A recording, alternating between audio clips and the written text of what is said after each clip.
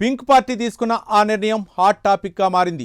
వచ్చే ఎన్నికల కోసం ఇప్పటి నుంచే పక్కా ప్లాన్తో ముందుకు వెళ్తున్నారట. ఎప్పట్లాగానే ఈసారి కూడా సింగిల్గానే పోటీ చేస్తానని అంటుందట. మరి వచ్చే ఎన్నికల్లో గులాబీ పార్టీ వ్యూహం ఏ విధంగా ఉండనుంది? ఒంటరిగా పోటీ చేయాలని బీఆర్ఎస్ పార్టీ అధిష్టానం డిసైడ్ అయిందా? గత 3 అసెంబ్లీ ఎన్నికల్లో అనుసరించిన ఫార్ములాను ఫాలో కావాలని భావిస్తుందా?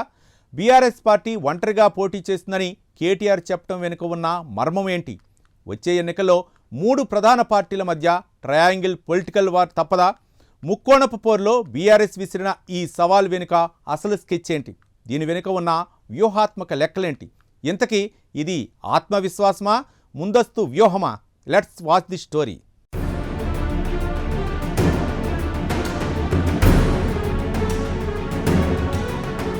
తెలంగాణ రాష్ట్ర ఏర్పాటు తర్వాత జరిగిన 3 అసెంబ్లీ ఎన్నికల్లో బీఆర్ఎస్ పార్టీ ఒంటరిగా పోటీ చేసింది.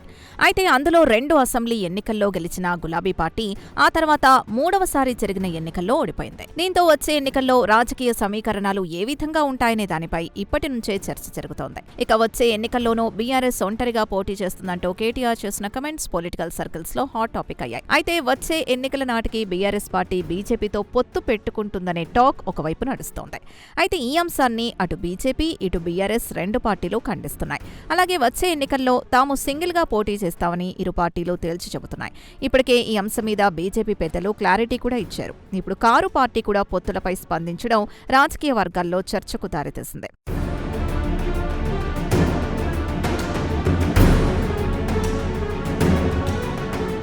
ఇకపోతే 2014 అసెంబ్లీ ఎన్నికల్లో బీఆర్ఎస్ ఒంటరిగా పోటీ చేసి అధికారంలోకి వచ్చింది.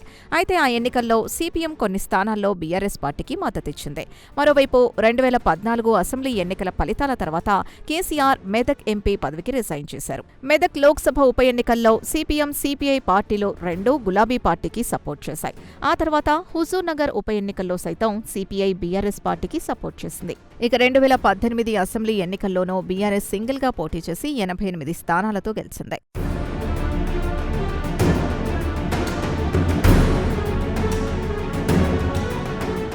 ఇక 2023 అసెంబ్లీ ఎన్నికల ముందు జరిగిన మునుగోడు అసెంబ్లీ ఉప ఎన్నికలు బీఆర్ఎస్ పార్టీకి ప్రతిష్టాత్మకంగా మారాయి.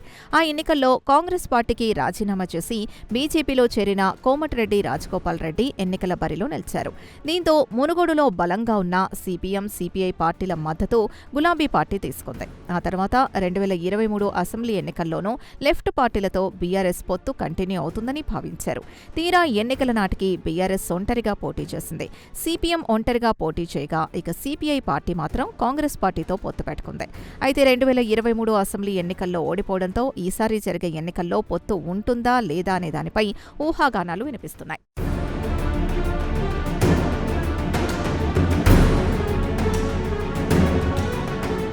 మరోవైపు ఇతర పార్టీలతో పొత్తు పెట్టుకుంటే సీట్ల కేటాయింపులు చేయాల్సి ఉంటుంది. అదేవిధంగా ఆయా పార్టీలు ఎక్కువ స్థానాల్ని డిమాండ్ చేస్తున్నాయి. దీంతో అది తమకు నష్టం చేస్తుందని గులాబీ పార్టీ భావనగా తెలుస్తోంది. అందుకే ఇతర పార్టీలతో పొత్తు పెట్టుకోకుండా ఒంటరిగా పోటీ చేయడానికే గులాబీ పార్టీ మొగ్గు చూపుతున్నట్లు చర్చ జరుగుతోంది. ఇందుకోసం ఇప్పటి నుంచి పక్కా ప్లాన్తో ముందుకు వెళ్తున్నట్టు తెలుస్తోంది. ఇక వచ్చే ఎన్నికలకు సైతం బీఆర్ఎస్ పార్టీ ఒంటరిగా పోటీ చేస్తుందని వర్కింగ్ ప్రెసిడెంట్ కేటీఆర్ మీడియా చిట్చాట్లో స్పష్టం చేశారు. దీంతో వచ్చే ఎన్నికల వ్యూహంపై కేటీఆర్ క్లారిటీ ఇచ్చినట్లయింది.